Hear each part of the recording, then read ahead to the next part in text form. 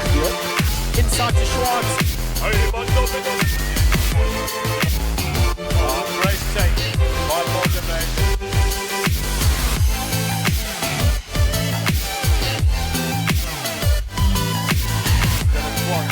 Beautiful break, and he's over.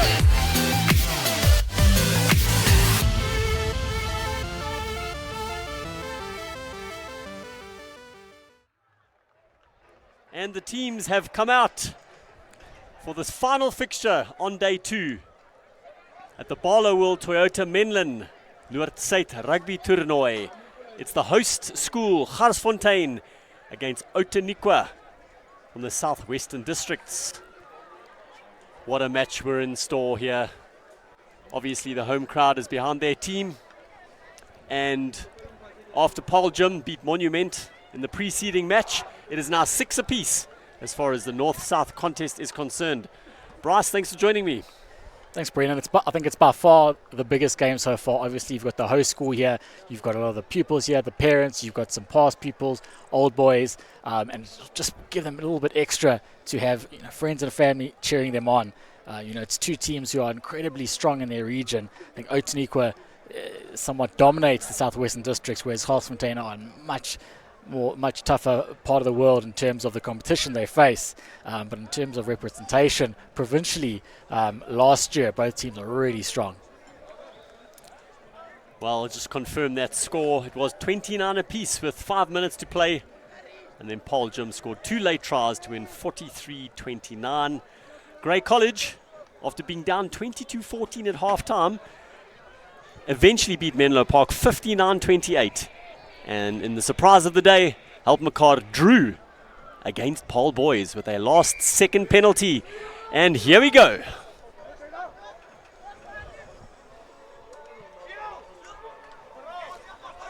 That didn't go 10, but Garsfontein did play the ball. Comes back Outeniqua's side. And the penalty goes to the boys in black. Offside. Just touching on the Outeniqua team here, Brendan. If you look at last year, you had 5 Craven Week players, 7 Academy players, and 14 players from the Grand Coma Week.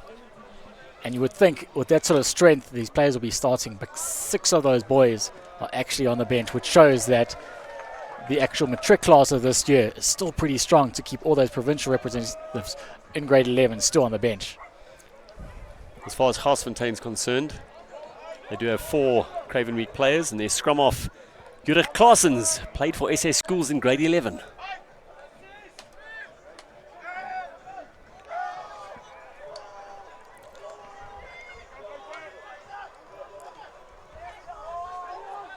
Down the blind side for Outeniqua.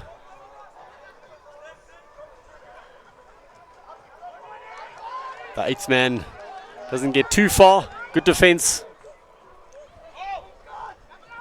They swing it left. Hard running from the outside center.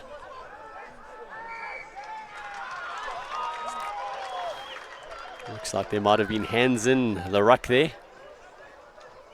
I think that was the case. I think possibly not releasing the tackler as well. And what Outeniqua need to do is just not get ahead of themselves and not feel like the world is against them and get over exuberant and give away needless penalties. You've got to keep your discipline, especially against a very strong Garsfontein team.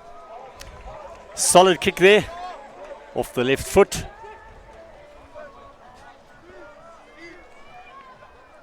Hooker, Mani Potgieter, finds his man, but it was not straight. You could see that from here. The lock taking it on his outside shoulder. Always tough for a hooker to start with one of those. The mind starts racing. Yeah, there's a lot of eyes on him here today. Obviously, for a hooker, your set piece is most important for you. You want it just like a kicker. You want an easy, solid start just to get your rhythm for the rest of the game. So he won't be happy there, but I'm sure you'll settle as the match goes on.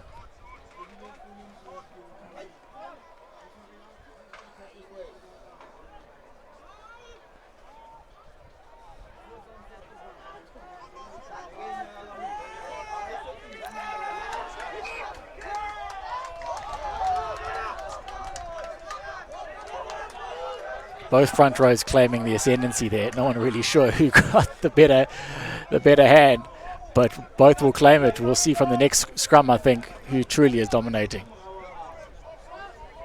And as we're talking, the lights are starting to make an appearance as the sun sets behind us here in Pretoria, op Beera Park.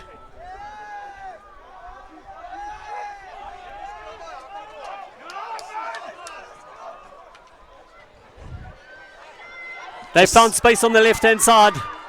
Oh, good tackle.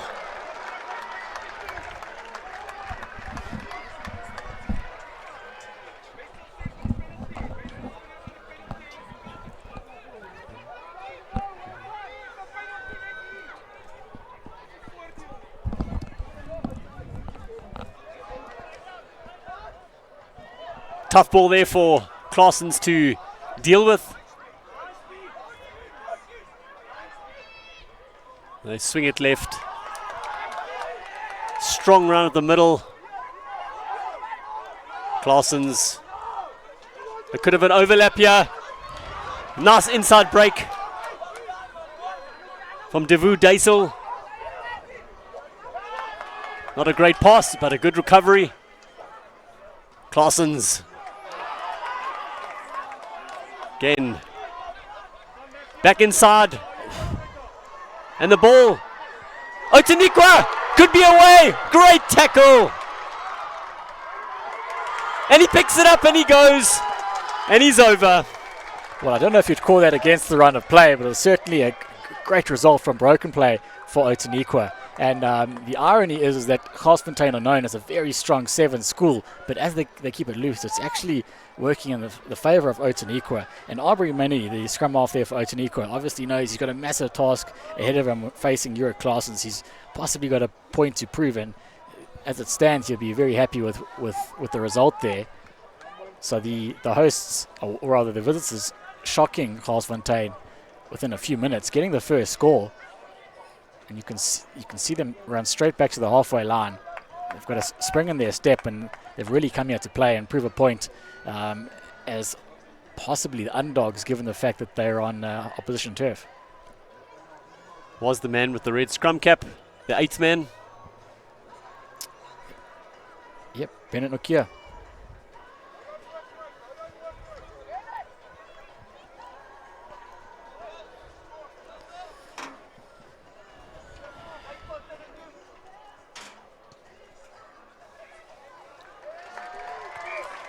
Really good strike there, solid strike, and playing with a lot of confidence. You can see there Outeniqua, almost a hallmark of their game is that they've got a large pack and they balance it out with some speedy wingers. If you think about some of their past pupils, the likes of Warwick Galante, the Bulls, as well as Ake van der Merwe, the Sharks hooker, who's heading off to Sail Sharks soon.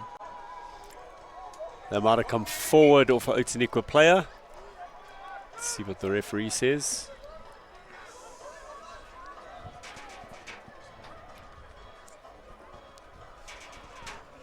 No, supposedly forward of a Garsfontein player. So Outeniqua will get the scrum. So one player that's really stood out so far for Outeniqua is Corne Struvek. He's a imposing number 4 lock, very physical. Like, he's definitely looking to get in the face of the Garsfontein tight 5. And we'll see here from the scrum, especially with Henry Tromp, the large Outeniqua tight head.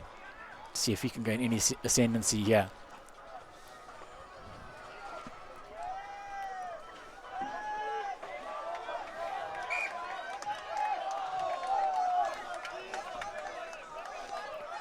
Both teams deem to be scrumming up. Neither seems to be getting particularly low. It just makes it difficult to gauge who's getting the ascendancy here.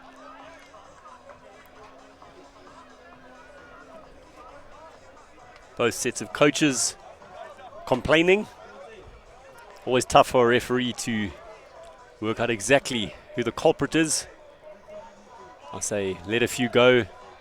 Feel it out first before you start giving penalties.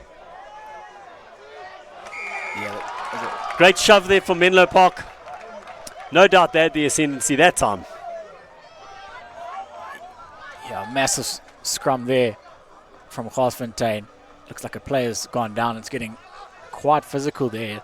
So we said it's very difficult for referees to judge what's going on in this scrum, and that's even if they are former props, and obviously most referees wouldn't have spent much time in the front row.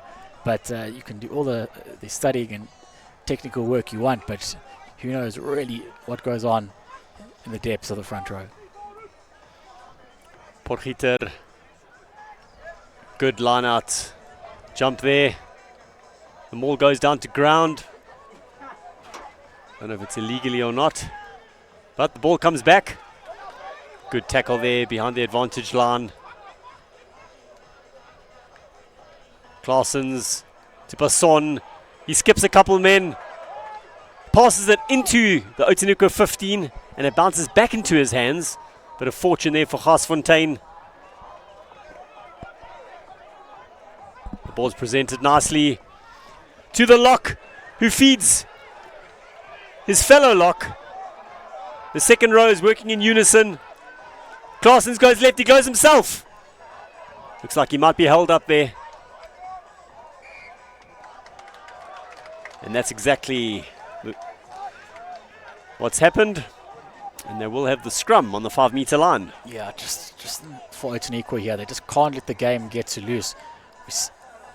We see here from the replay, potentially a hard tackle there. Just taking Claessens around the neck. It did stop the almost certain try. But as I was saying, Outeniqua just can't allow it to get too loose. This is a school that prides itself on its sevens ability and its ability to throw the ball wide and give it width. And if they allow Garsfontein to do that, it could be a very long day for them.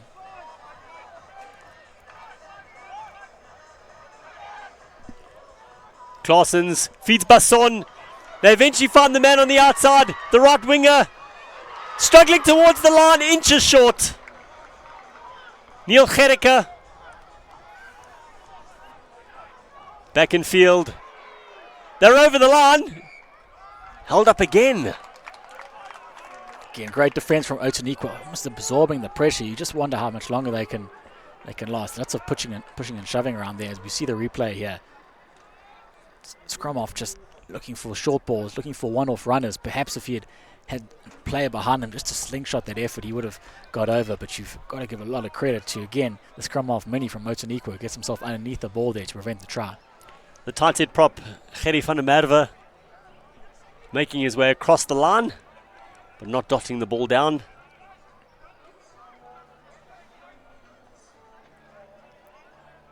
Eighth man, Hardis Rothman. Will he keep the ball in the scrum? Of course, in schoolboy rugby, you can't drive over because you can only scrum a meter. So you generally won't see that. Claessens shouting directions. Of course, the captain of the team is Reinhard Rutz, the number 4. He's been well in the mix so far.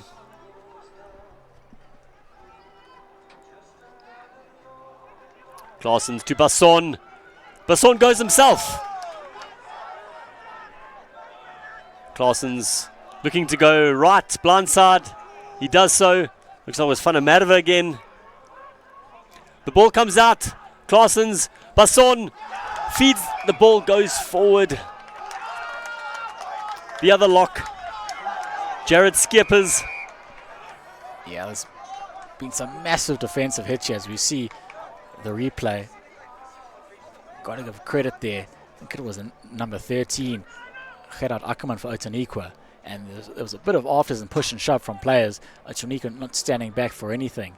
But you might find that the referee has a word with these players. What Outeniqua don't want to do is bring the physicality, but then give away unnecessary points through ill discipline. But another great hit that we saw was from their fly of Matt Thorne, who showed that even though he's not the largest player, he's definitely a man who can put in a big hit and not allow anyone to run through that defensive channel. Captain Rutz points towards the posts. And Vickers Basson, we're looking to get Garsfontein on the board. The sun has completely disappeared behind us, giving the people in the opposite grandstand some respite as the lights are starting to take effect.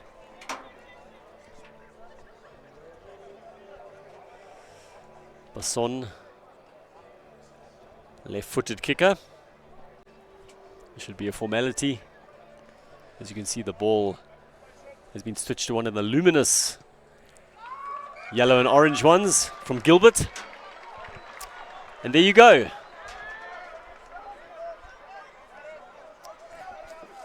So Garsfontein get their account off the board. I think something for Outeniqua is that, perhaps not the best preparation for them. They had a 65-0 win over Brackenfell at Brackenfell earlier this year, and then their second game was actually postponed. They were playing in Argentinian touring side, so they really haven't had much of a hit out. They also had, as much as they had 5 Cradle Week representatives last year for SWD, none of those are returning, so it's an incredibly young team.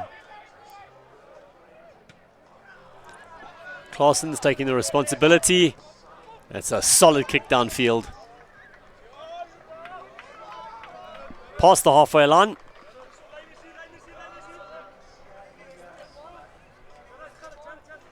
It's a big throw here for Fulshank. You would want to make sure you can secure some possession. But we've seen what this Outeniqua backline can do. And if you give them a bit of space, it looks like they've got some tight forwards also featuring in the backline. So they've got a shortened line out. And if they can just perhaps get a ball at the top here, get large men running at the inside backs of Garsfontein, they could do some damage.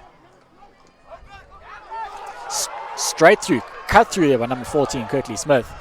Looks for the offload of the floor, just wasn't there. With the balls bobbing up, no one really wants to take responsibility for it. It's one of those instances of no yours, no yours. Yeah, but you see the throw coming off the top.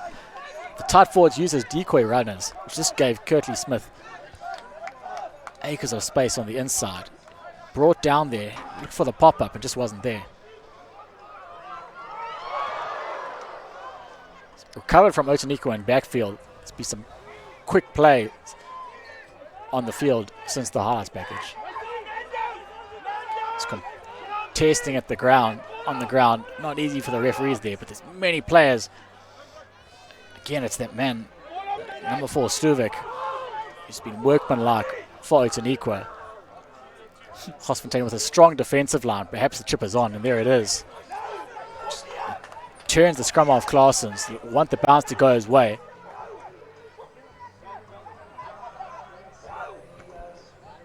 Claessen's flings it back in field. And a solid kick there from the fullback. Zeilinger straight on.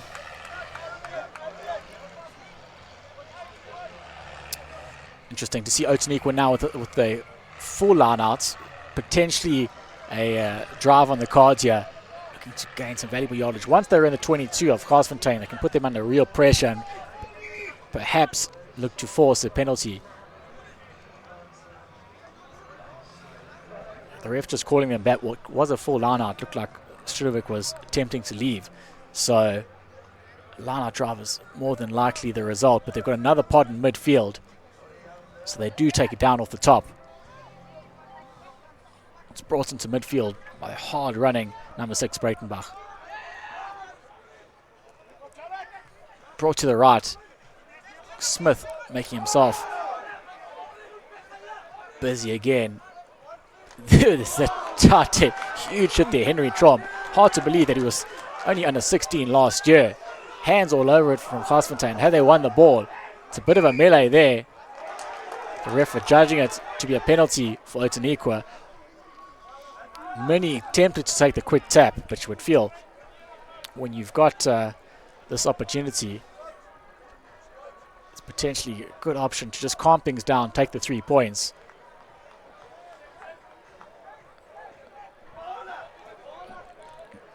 Given the score, it's not the worst option. Outeniqua can take it out to a 7-point deficit here.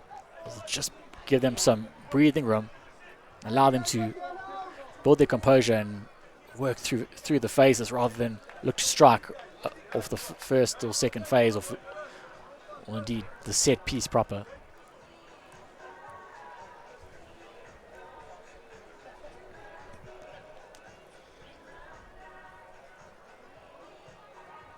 Thorn lines the ball up to the right of the post. You look to bring it in.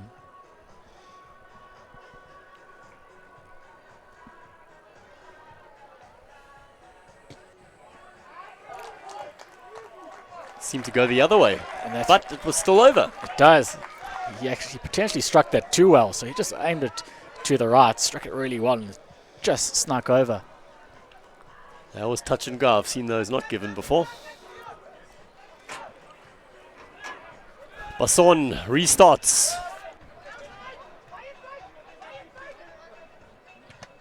Charge down.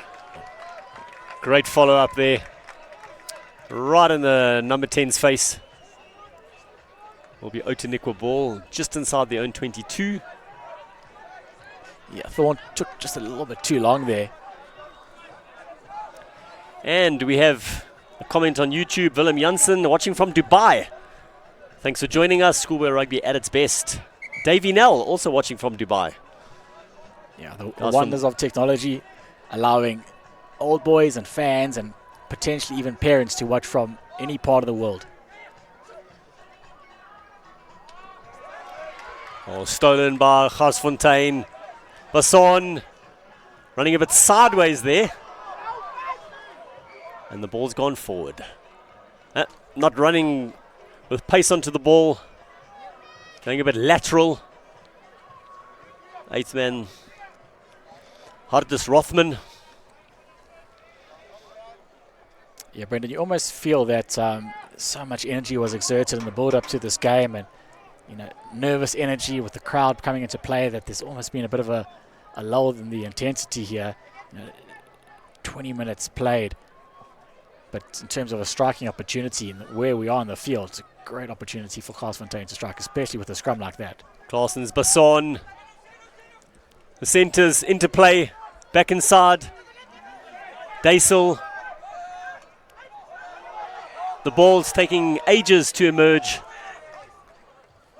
It eventually does. Oh, that's a strong run. Once again, Outeniqua with hands in the ruck there. The referee's playing advantage. Claessen's. Oh, that's a tough ball to take for one of the forwards. But they had the advantage.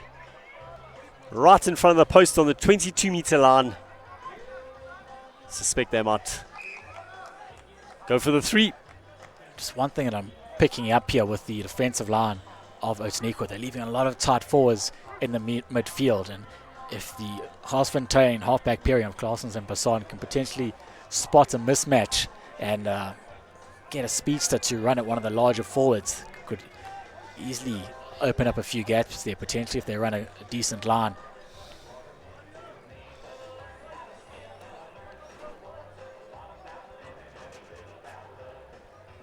Basson lines it up. Amazing some of the interesting tees the boys have these days. I saw one that looked like a horseshoe earlier. Solid. He has a 3. Cuts the deficit to 4. Outeniqua leading 10-6.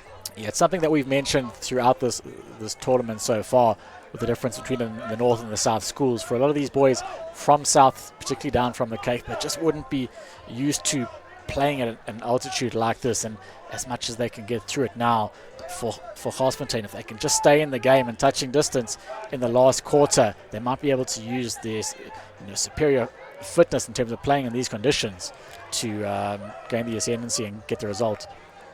Oh, the ball goes forward after a nice run. Coming out on the Outeniqua side. There's space on the right-hand side.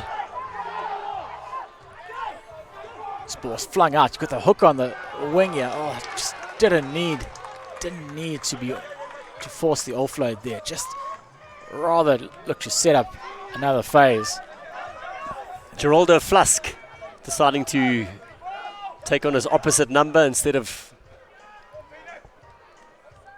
going for the hooker, and it was the right decision. And offside, it seems.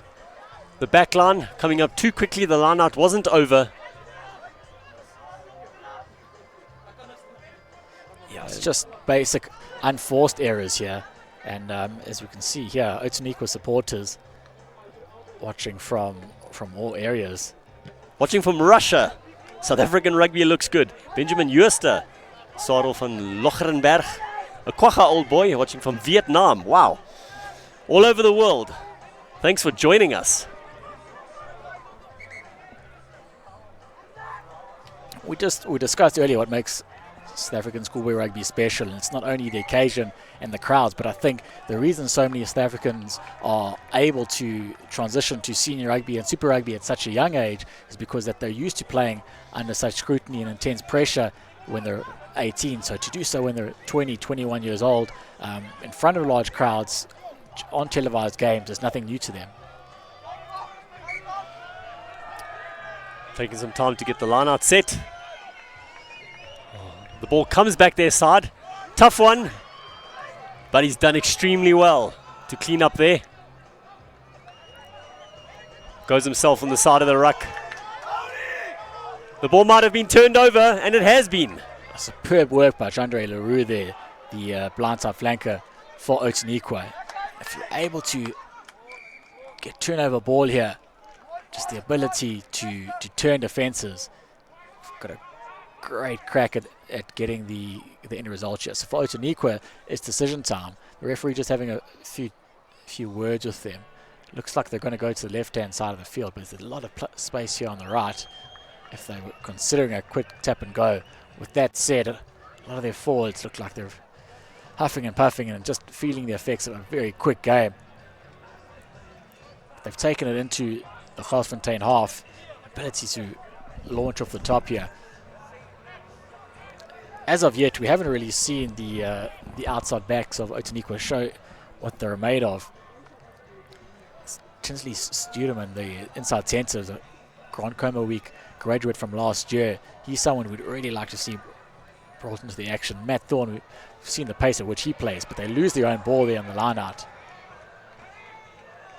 So it's elementary error there, unforced error. And this is a strong Garsfontein team. You just can't give them those opportunities. You've got to make them work for every point that they can get. And when you've built up a few phases, it builds up pressure. To give it away like that is just something that leave the coaches tearing their hair out.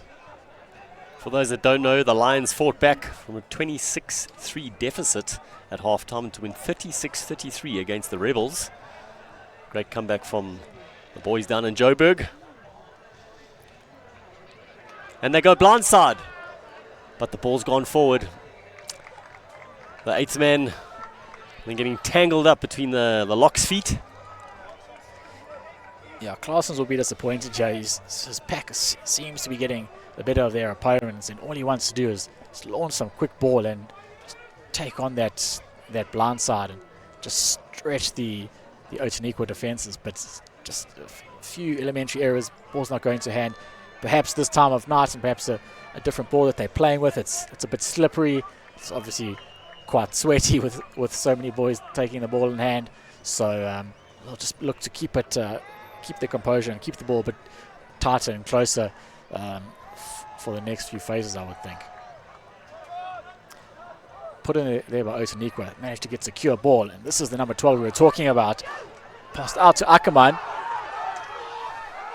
Lindua with the ball out to the right wing. It's Kirtley Smith scores a classic right wing try. It's exactly what you want from a back line. Move the ball through the hands, draw and pass, get your speedster to score in the corner. As we see here, a set move play, ball out the back of the hand. This is what we were speaking about with Outeniqua. They've got some exciting players, some excessive pace on the outside.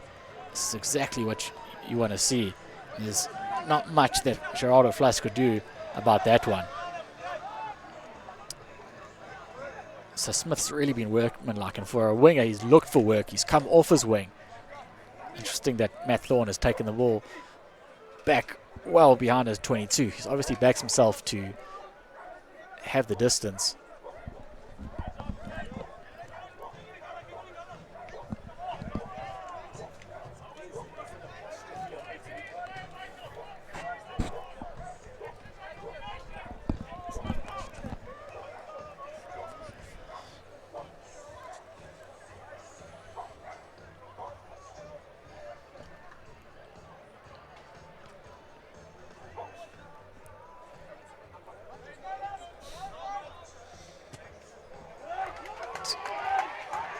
It's a great kick there. Holds it line from Thorn. One thing to note is that Tinsley Stuurman, the inside centre, is a man who's played quite a bit of rugby at Flowerfer as well. So you've got those two distributors, which allows Outeniqua to have a really wide game, just to stretch the Garsfontein defence. That's a good kickoff. Oh, he's going to go all the way, will he? In the left-hand corner. That's a try. Unbelievable. The outside centre, Devu Daisel. He took it from the kickoff. Kickoffs are such a vital part of the game. Basson gave his outside centre enough time to get there. Yeah, it's a part of the game where concentration is so vital. It's direct from the kickoff. Once you've scored points, you don't want to concede. That's exactly what happened, and it just shows for every young player what happens when you can follow your kick, follow up, and really pin your ears back. Sometimes there's a bit of confusion in the opposition ranks, and you can turn somewhat of a nothing opportunity into a try-scoring opportunity. Immediately after Outeniqua scored, you literally could not ask for anything better from Garsfontein. Brilliant follow-up from the outside centre. Plucked it out of the air and showed strength to score in the left-hand corner. Can Basson put the cherry on the cake after his... No, looks like it goes left. 17-11 to Garsfontein, a 6-point difference with 5 minutes to play. Yeah, it's very important 5 minutes. I think the 5 minutes here and another 5 minutes after half-time will be crucial. Anyone scoring tries here in this next 10-minute stint will change the complete complexion of this game. This is where experience and composure really counts. You can't give your opposition any freebies. Rothman takes it up close to the 22. Claessens to Basson. Solid boot downfield. Foot on the line. And he's put the outside millimetre of his foot on the whitewash. The assistant referee from 40 metres away spotted it. Of course, the Garsfontein bench were telling me exactly what the story was. Yeah, unlucky there from Keanu Lindoord, but he's had a good game so far. Potgieter goes to the back. Yeah, skew again. I think he should keep it simple. Look at the 2 jumper, maybe the 4. But there's been a few to the back that have gone awry. Yeah, now this will be interesting to see what Outeniqua decides to do. They've got a real speedster here on the right with Kirtley Smith. He's someone who's full of confidence. He's got a 15-metre blindside channel here. He's one-on-one with his opposite number, Geraldo Flusk, but he's a man who's played Blue Bulls under 18-7, so he's by no means slow customer. Looks like they were going to go for that blind side, but just under the pressure of Garsfontein, the ball bobbled out. Hardly many unable to maintain control of it. What it does is it transfers all that pressure and allows Garsfontein now to attack from a great position.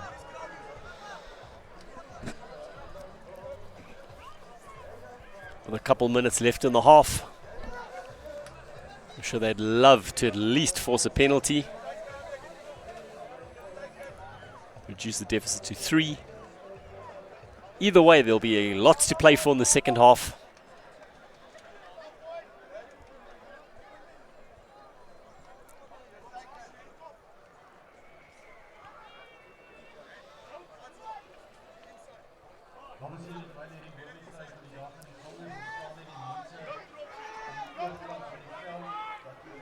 Claessens feeds Basson, who got the man running through the middle there. Goes over the advantage line. The locks again on each other's shoulders. The ball squirts out. Claessens cleans up. Basson.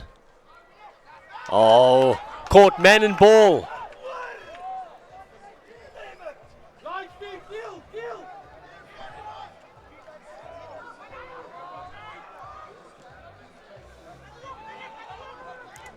Solid game from the lock there. Is Outeniqua offside? Play on. They chip it through. Cleaned up at the back. Just great counter-attacking opportunity here. Again, this is where they've really got to do something. You see right wing Smith coming in as an impromptu scrum off. A massive bump off there. Trying to see who it was exactly. But Outeniqua was standing back for no one. Potgieter was the recipient. Another charge down. Oh, a dummy kick.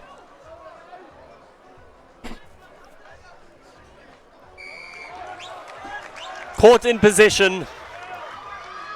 Yeah, this is the obviously the difference between 15s and 7s. Tap and go from Claessens. Thought they might have gone for posts there, but they surge into the 22. They go left. 5 meters short.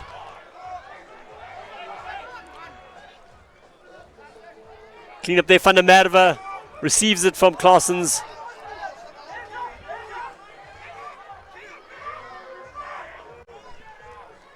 Oh, the man running in at pace. The ball's been stolen and it's gone forward off Outeniqua. Play on, advantage. Pick and go. Looks like there was another knock on there.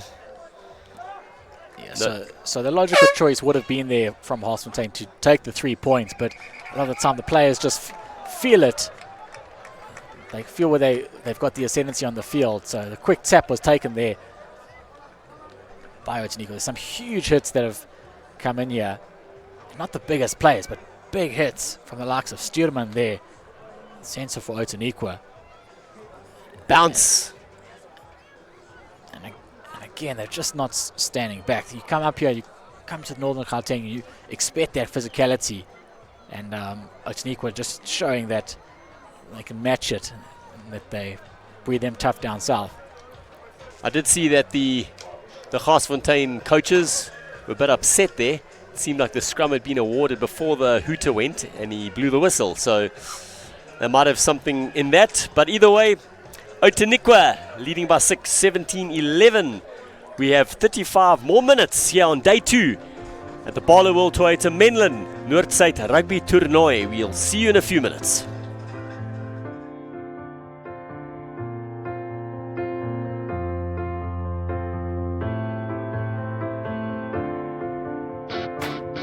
In the market for an SUV?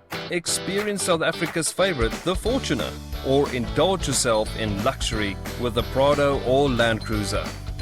Navigate the urban landscape with the new Yaris or our new arrival, the Corolla Hatch. Book a test drive or service at Barlow World Toyota Menlyn. Contact us on 012 995 1700.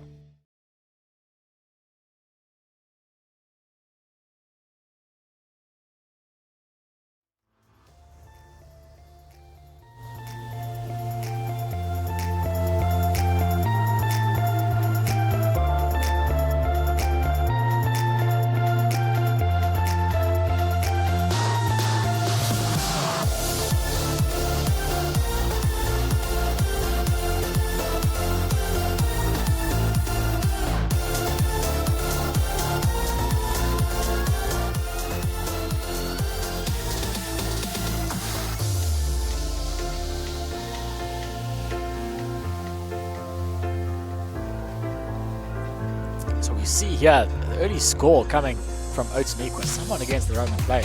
Albany Money taking the ball up. In fact, it was Bennett Nokia, the Academy Week player, who's one of the senior players in the squad. He just showed the youngsters the way. Again, some deft handling, balls out the back of the hand. Thorne's been impressive. We see here, Ketley Smith scoring in the corner. The right winger. Exactly what coaches look for from their back line. See how it's a set move play here.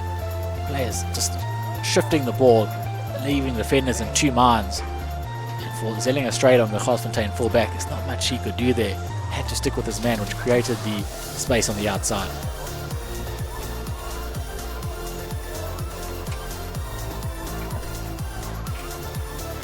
And here, of course, was Garsfontein's try. Straight from the kickoff. Daisel doing the work himself. Big celebration there in the corner. Plucking it out of mid-air. And storming towards the left-hand corner.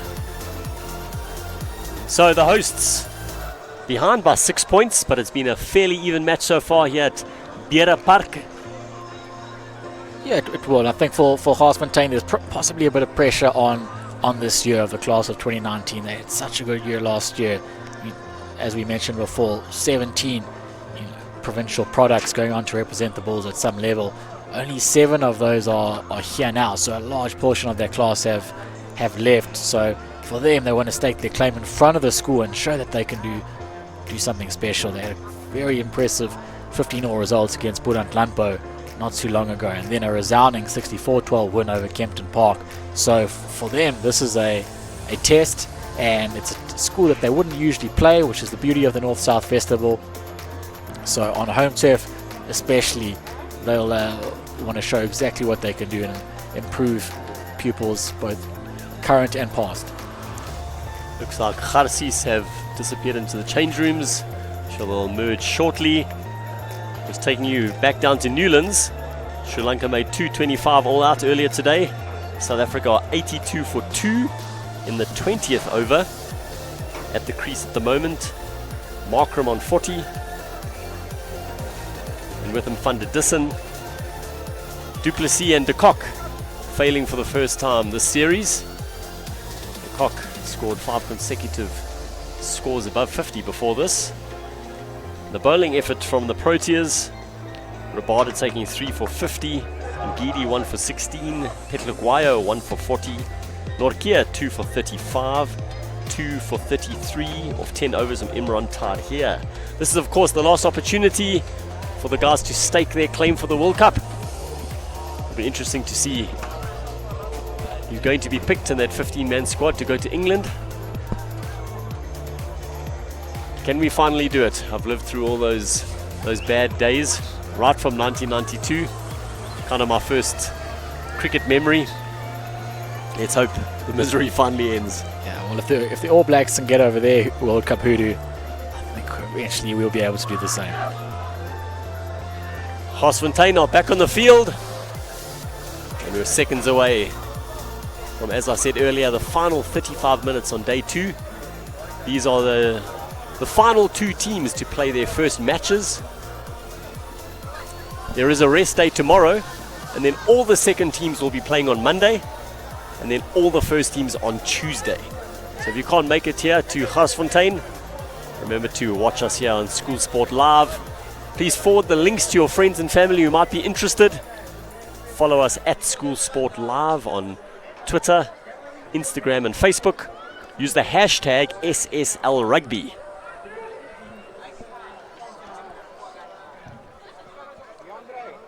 The first match gets underway on Monday at 12, midday. Waterkloof against Durbanville. As I said, it's all the second teams, followed by E.G. Janssen and Stellenberg. Then Helpmekaar and Boland Landbou, followed by Menlo Park against Paul Jim. Monument take on Paul Boys. That should be an interesting one. Affies against Outeniqua, and Garsfontein play the final match against Grey College. Those are your fixtures for Monday. Basson gets things underway.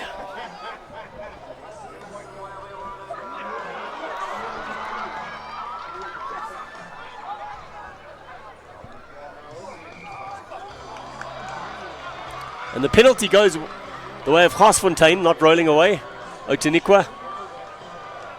Yeah, exactly what they wanted. It's been a real worry for Outeniqua, just how they perform when receiving kickoffs. They've conceded a try, and now they've conceded a penalty, which has led to a great attacking opportunity for Garsfontein 5 meters out. A good line out there. Seems like it might have been sacked. Claessens back in field to Basson.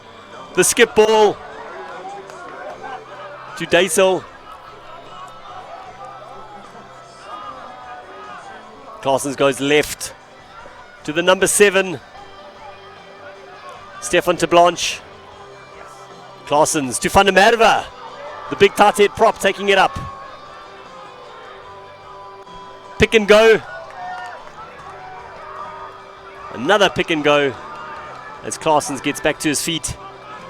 The ball squirts out, but Van der Merwe is there. He's being held up well by Boland Landbou. Should I say Outeniqua? It looks like the ball's gone forward. What does the referee say? No, it's a penalty. It's a penalty for, I think it's a player not releasing, but there was certainly one player not holding his body weight. And I think Garsfontein have been told at half-time in the shed to up the pace of the game. Certainly some of the Outeniqua tight forwards, just the ability to get back up after making a tackle. They're not doing it at a pace that they would be comfortable with. Garsfontein, another solid line out and another sack. The ball is emerging. Claessens to Basson. Gets over the advantage line. Claessens, Basson. He dummies, he goes himself. Still going the fly half, but could he be held up here? He eventually gets dragged down to the turf. Claessens. Short ball to Van der Merwe. But they make light work of the big guy. The ball's out. There you go. Good reading of the play from the Outeniqua lock. Yeah, it's exactly what was needed. There were no men's pressure there, and Garsfontein had begun to become comfortable just on the try line of Outeniqua. I think what's going to be critical moving forward, it's obviously early in the second half, but perhaps in 10-15 minutes time, Outeniqua will need to look to make some changes just to get some fresh legs on there. And they've certainly got quality on their bench, but it is a young bench. There's a lot of grade 11s. So what they decide to do, will they back them or will they stick with their starting lineup with a bit more experience? Oh, that's a pity for Garsfontein. They had a couple opportunities to go for poles, but they kicked it into the corner. It's not much of a gap here at all in the line out. I think the hooker's fair to question that. It's Fulshank throwing the ball in here, possibly going to the back. Stock standard ball at the front, and it's a good throw. Number 11, Peterson came in, just took his eyes off the ball, which is a shame. Almost clean up, and a massive hit there by Garsfontein. The ball's gone out. Again, it was 12, Tinsley Stuurman. An impressive player for Outeniqua. Not the biggest player at all, but incredibly tough. Outeniqua judged to have knocked the ball on. Scrum Garsfontein. Flanker Stefan de Blanche adding his weight there. Certainly made the difference.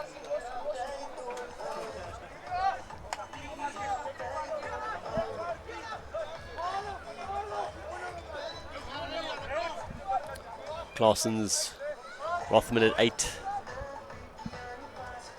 De Blanche and Van der Linde. Flankers.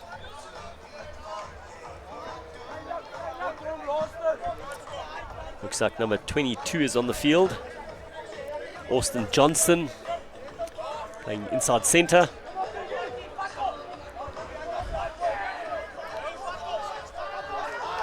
That's of course for Chassis.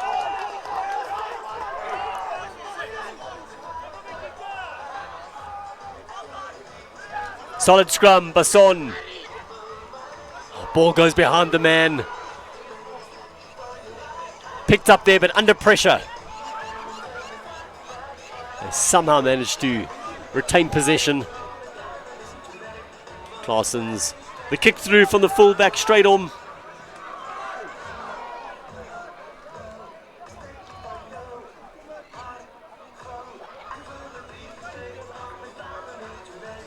Ball recovered there from Outeniqua.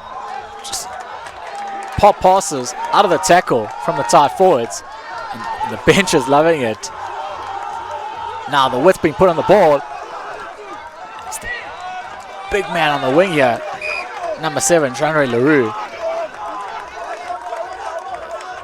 Certainly fired up on the touchline here. And you would think that Garsfontein's line out has not been its strongest so far. One would advise Outeniqua to definitely compete here and go up. It'll be the captain Roots or Skippers. And they go to the back again this time. Pinpoint. Skippers then takes the ball. Great run from the lock. Well secured. Oh, the ball comes out the side, but no, the referee might say he was offside there. He's looking a bit perplexed, questioning whether the ball was out or not. And I must say credit to the referee for going and talking to the player and just explaining the reason for his decision. Outeniqua might not like it, but the referee's made his call, and what it's done is it's given Garsfontein another chance. Relatively easy kick in terms of distance and field position, just to bring the deficit down to 3 points. And I must say, so far in this half, Garsfontein has definitely had the better of the exchanges. Looks like the Outeniqua captain was just confirming whether there was offside or not. So the ball had emerged from the ruck, but the number 6 was not behind the last man's feet. And this gives Basson the chance to reduce the deficit to 3 points in the 7th minute of the second half. Sounds like a solid strike, and it is over. So it's good kick there from Basson. Now for Outeniqua, what they've got to do if they've really struggled at the restarts, they've got to give Garsfontein a bit of their own medicine. Get down into the 22 of Garsfontein. Stay there and just build some pressure. Build the phases, build pressure, and then force penalties, force points, and tries will come. Oh, not going according to plan there, Garsfontein. But it has gone forward from Outeniqua. Yeah, we mentioned the restarts, and the difference there is that for Garsfontein, after conceding points in the first half, they immediately hit back by gathering their own kick and scoring. And here the opportunity presented itself for Outeniqua, and they didn't manage to do that. Garsis. Now a penalty's been awarded. Outeniqua being told to go back 10. Basson bangs it downfield. And that is a beautiful touch finder. It's a great kick there, and it's not the place that Outeniqua wished to have found themselves. They would have liked to have been right here on the other side of the field. But a bit of ill discipline there, I think, might have been as a result of a tackle without any arms. Particularly with the left foot of Basson. And it's play on from the line out. Solid again. Struggles to the turf. Basson. Oh, good run by the replacement here. Johnson. Claessens, Basson. Skips 3 players. Men on the outside. Doesn't go to hand. Good clean up at the back there. Finds the man on the outside. He's brought down to ground. Claessens, Basson. Long skip pass to Johnson. Daisel dummies goes. Feeds the fullback. Straight on back inside. Daisel cannot hold on to the ball. He would probably have been in for a second try there. We see the replay here, moving the ball through the hands. We talked about the 7's pedigree of Garsfontein, and that allows them to have forwards in the back line who are able to just move the ball. The line was beckoning for the outside centre there. Would have secured the lead. Players being removed for a bit of afters, one thinks. The hooker replaced for Outeniqua. It seems like that could be a yellow card. think it was. We mentioned discipline on the side of Outeniqua. Garsfontein had a golden opportunity to score. They ended up fluffing it, to be honest, and now just through some off the ball ill discipline, they've gifted it back to Garsfontein. Oh, another solid take. The maul set. Oh, they're still going. Can they get over? He gives the try. Garsfontein take the lead. It is the captain, Reinhard Roots. He took the ball from the line out, fed it back, went down to ground, somehow got to his feet again. Yeah, we just see the Outeniqua pack just disintegrating there. Some players with the counter drive, some players standing off, and it just made it so much easier for Garsfontein. And again, we talk about discipline, and that should have been a scrum to Outeniqua to allow them to clear their lines, get out of this part of the field. So what it does is it's given Garsfontein an opportunity to score, which they have, taking the lead, 2-point lead, and with the pedigree of their fly half, Wickes Basson, could very well be a 4-point lead.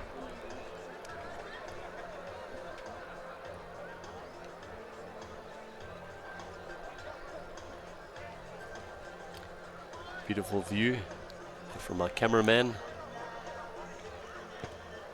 Oh, that looks good. It's very good. Straight over that turquoise stripe in the middle of the crossbar. 21-17 to the home team. You see here, just the Outeniqua forwards just starting off. 16 Besadenhout. For Stuvik. Not really sure what the strategy was here. Outeniqua have taken their time to get to the halfway mark. I think they had a stern talking to from their coaching staff. And they're going to have to regather themselves. Just a slight correction. It was Skippers that took the ball in the line out, giving Roots the chance to score the try. Oh, another lovely touch finder from Garsfontein. The crowd is making their voice heard here at Beera Park.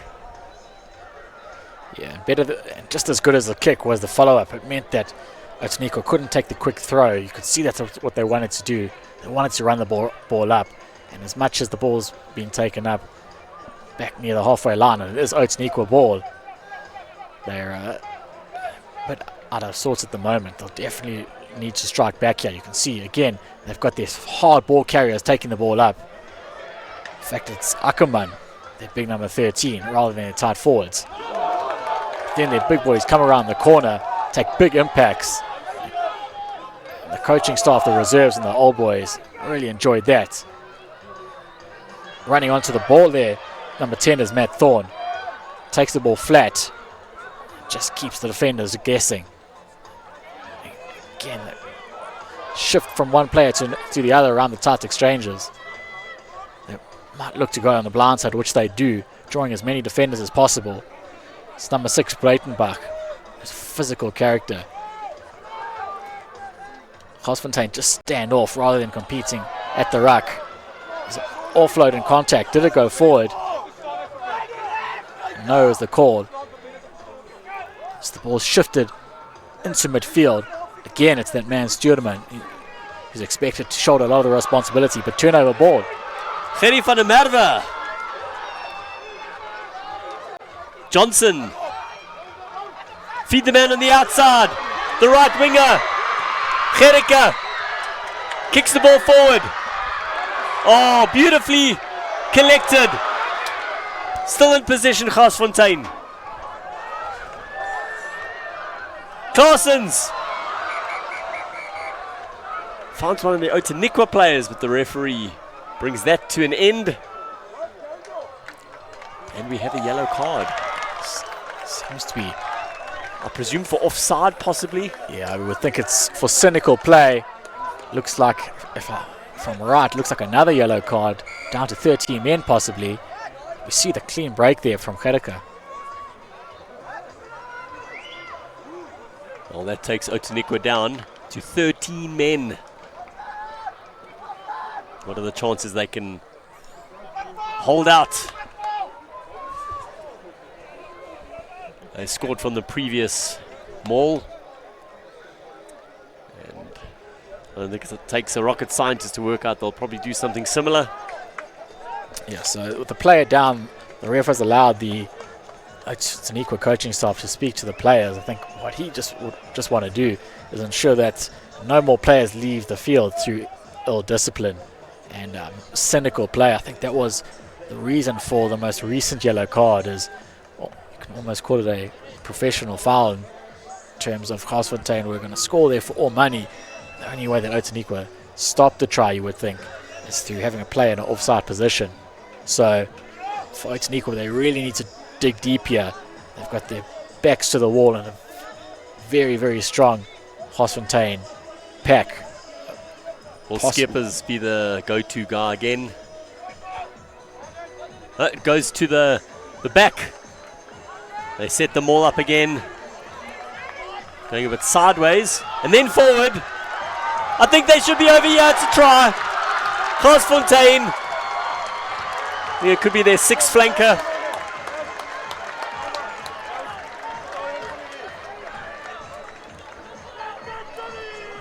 That was clinical. You see the replay here. Ball going. Not the greatest line of throw, but there's no contest from Outeniqua, which means Garsfontein can just use an old blue ball style of rumbling up. There's nothing much Outeniqua could do about that. We said the pack disintegrates. John van der Linde, the man, benefiting great more from the rest of his forwards.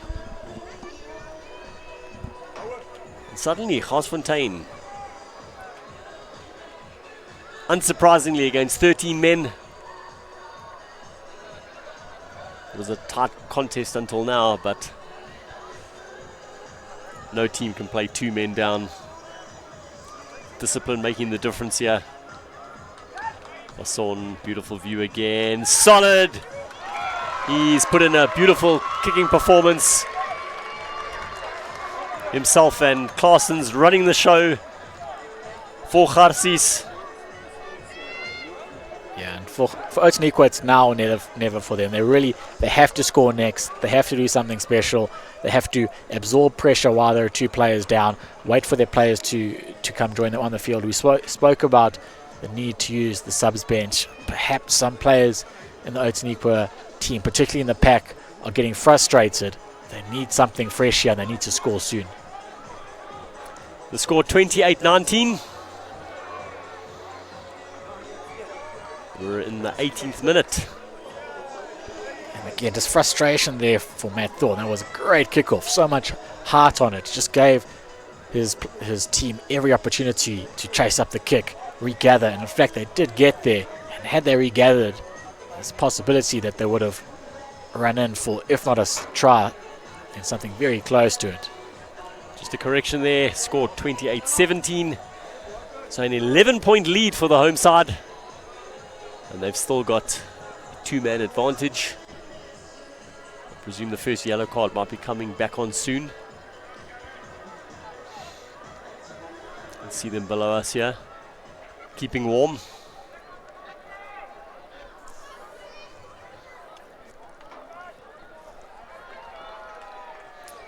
And there you can see Outeniqua scrumming without an eighth man.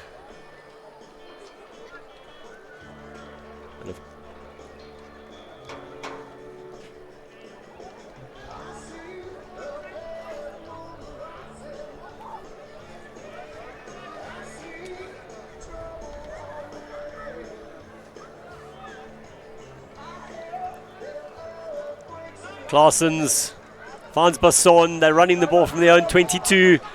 Johnson has the ball. He feeds Gericke, who cuts back inside. Good tackle. Not giving Gericke the chance to release the ball. But Basson is fed. Try scorer van der Linde feeds van der Merwe. The ball Claessens goes himself down the short side. Gericke passes back inside. Over the 22. Claessens, the replacement.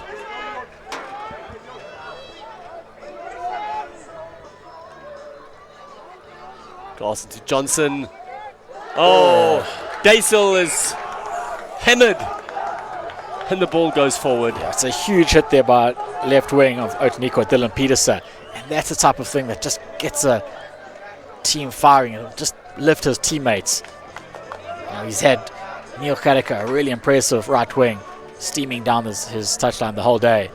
For him to be able to make this tackle while Daisel was juggling the ball will lift the spirits of his team. And those are the type of things that you need, just a shift in spirits and momentum. Those are the type of things that you look for. As we near the end of this day 2, thanks so much to our support staff, the cameramen and the technical guys in the van. Some beautiful shots here under the black skies in Pretoria.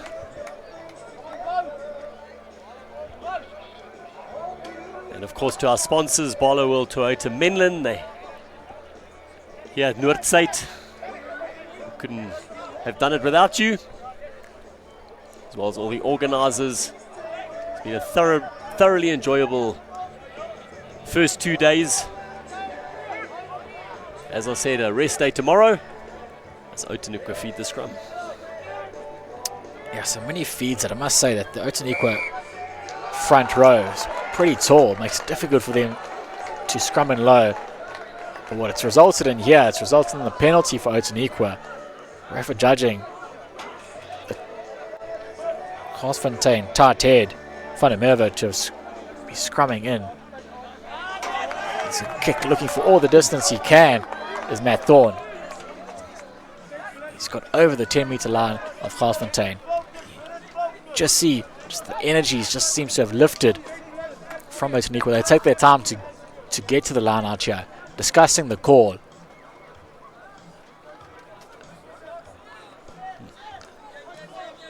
Short line out. Drive's coming. It's tapered off. And then number 4, as we mentioned again, Suid runs a great lateral line. Although he's held up in the tackle.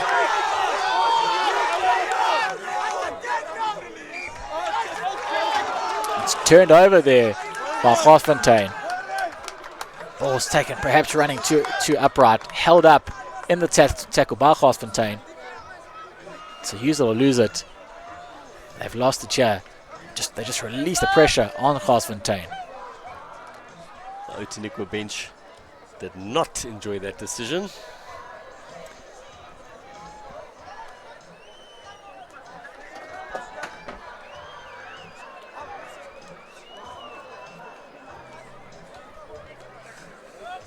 Ruvain Dupria, thanks to the cameramen and the commentators. Well, thank you to you for engaging with us. Appreciate the comment.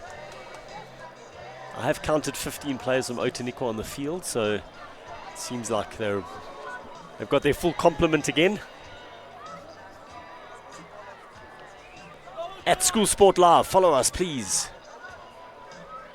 Claessens evades a couple of tacklers. They'll just want to play the percentages now. With 12 minutes left, Basson changes direction, and then the kick comes in.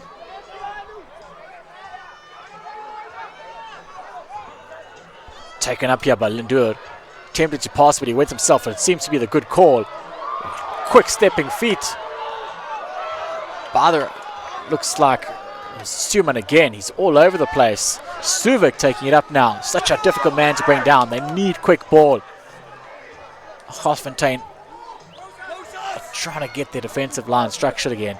They go left. Maybe that was the wrong call, and indeed it was, because he's been bundled out.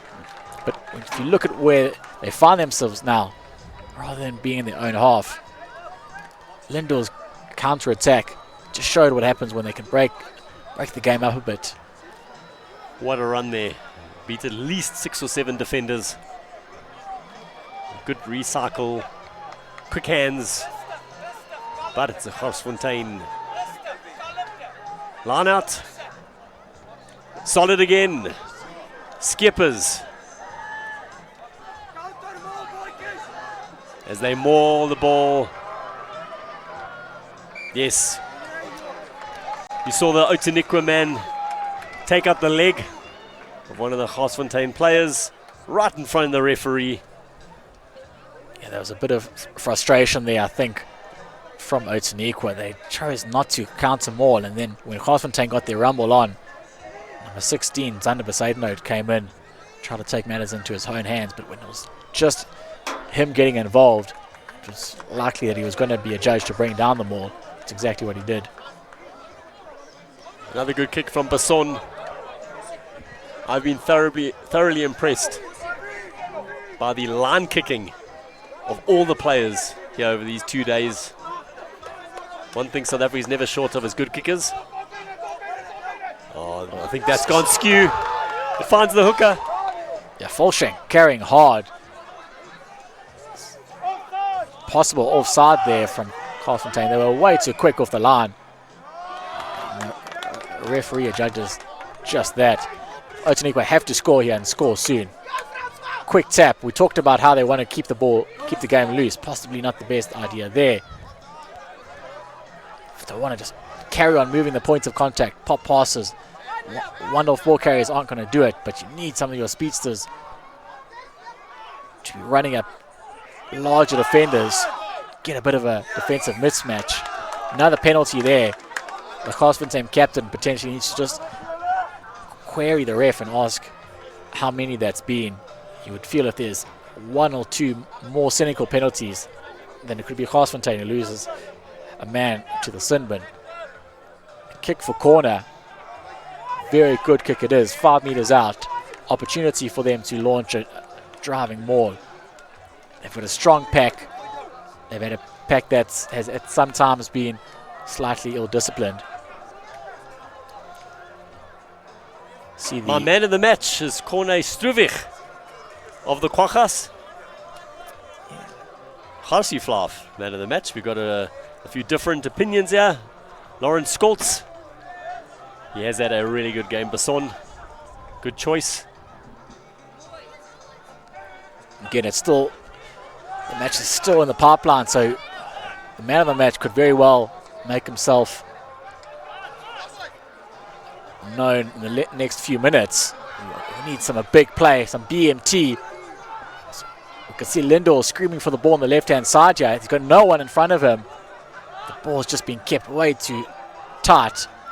As Garsfontein look to maul it over, but they may have lost it. But it's another penalty. You would think that a quick tap would have been a good option there.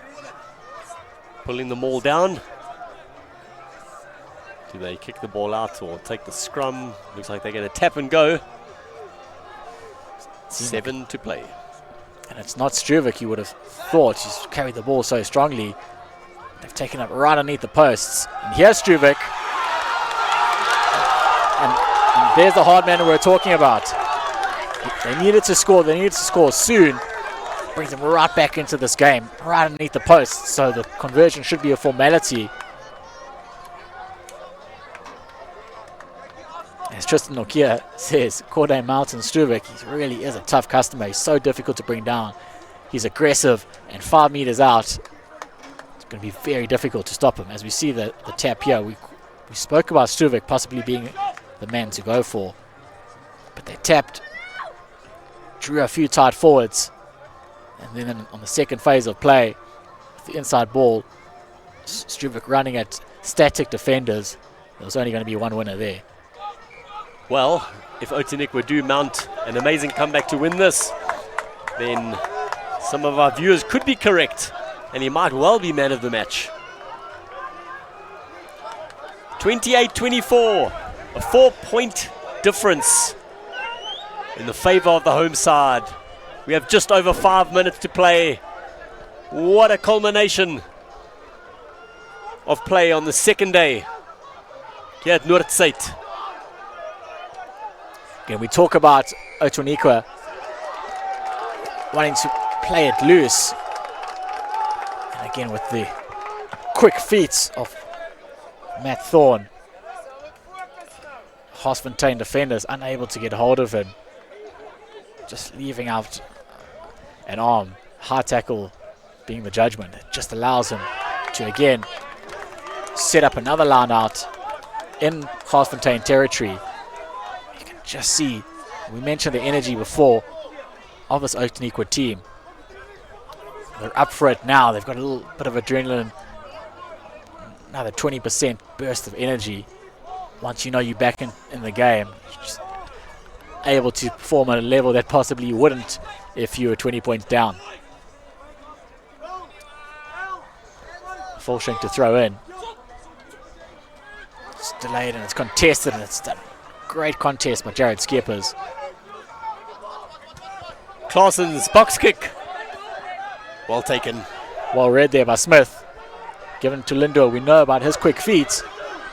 Stepping his own players and the opposition. Did he duck there? Outeniqua calling for a high tackle. Again, it's Suid taking the ball up. If he runs on a player's shoulder, he can be deadly. They look for some width, some real pace here. It's been number 22 across the Michaels. A brilliant tackle on the far side there. He had built up a head of steam. He went low, forced his man out into touch. Yeah, looked like it was Michaels who's come off the bench. Another one of these Grand Coma Week graduates, so another grade 11 player. So it's great to see the Outeniqua coaching staff just backing the youth, backing the youthful players. As much as you want that experience of the matrics, the final years, when you can get these boys coming on with that sort of pace, you've got to take every opportunity you can. Once again, the line out, not as clean, but Basson feeds Johnson. They come down the right-hand side here. Oh, he pops it back. Outeniqua working hard to... his knee is on the ground. Basson kicks the up and under. And he's steaming down. Knocks the ball backwards. The pressure's on. So Outeniqua regroups here. Again, it's up to Struvic to carry the ball up. It's definitely been a man to watch. Possibly a high shot coming from behind there. The ball comes out. Emerges for Garsfontein. Claessen's to Van der Linde. Back to Van der Linde. Oh, wonderful run by the try scorer. And the ball's gone forward. So the ball's gone forward. Possibly 2 minutes to play here. Outeniqua in their own 22. They're going to have to do something special, and you think they've just got to keep the ball in hand.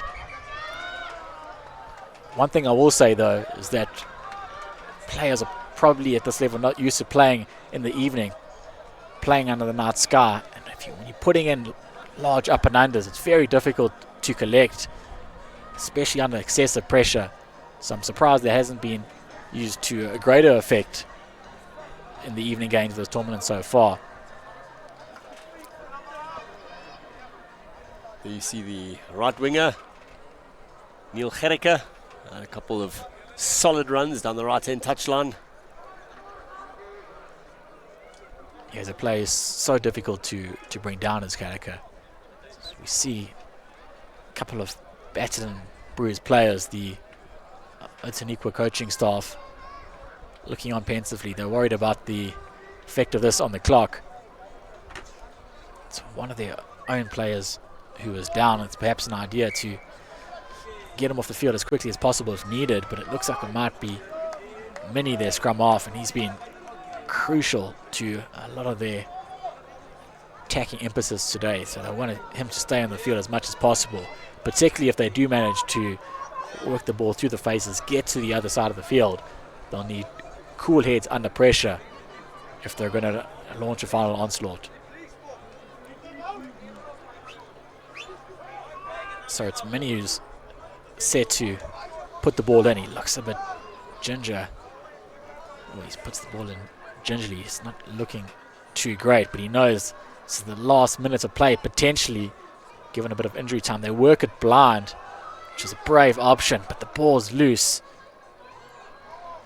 run it out from backfield.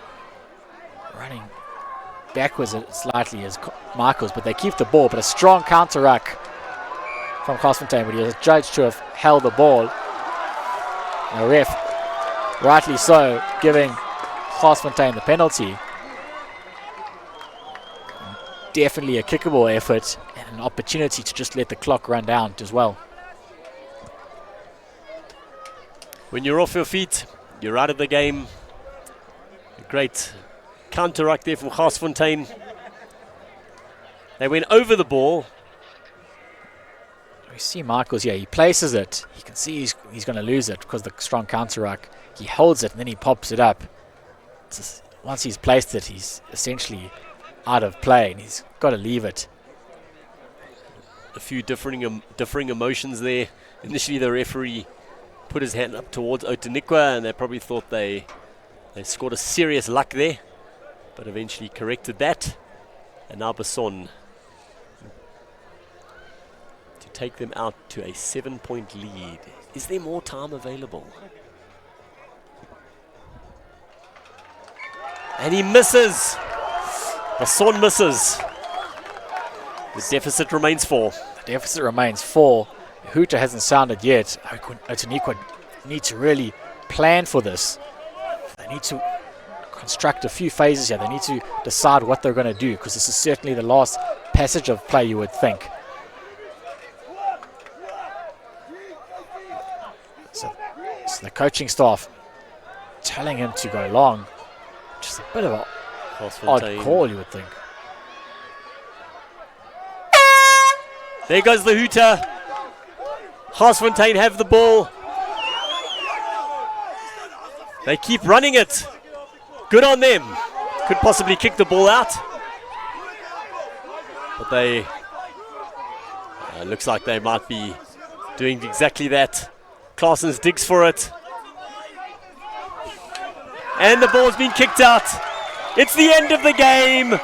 Garsfontein, the home side, run out 28-24 winners in this final match on day 2 of the Barlow World Toyota Menlyn Noord Rugby Toernooi. Yeah, it's a strong comeback here from Outeniqua, but you must feel that they'll be kicking themselves in terms of their ill discipline. To beat 2 men down against such a strong school is going to make things really difficult for you. One must just think what might have been had they kept every player in the field, kept their discipline. Could very well be a different result today. Exactly what the home supporters wanted. And that now takes the North out to a 1-game lead. It is 7-6 after 2 days to the North. So credit to the organisers for the matchups they've created. It's been extremely competitive. Garsfontein 28-24. Of course, there is a day off tomorrow. Let's just give you the first few fixtures on Monday morning, or should I say from midday. All the second teams in action. Waterkloof against Durbanville. Then EG Janssen against Stellenberg. Helpmekaar against Boland Landbou.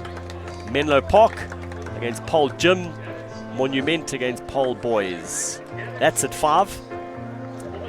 And that's it from us for today. Thanks for joining us. We'll see you again on Monday. Last word to Brass. Yeah, great day of rugby. Looking forward to Monday, rest day tomorrow. Can't wait to see you then.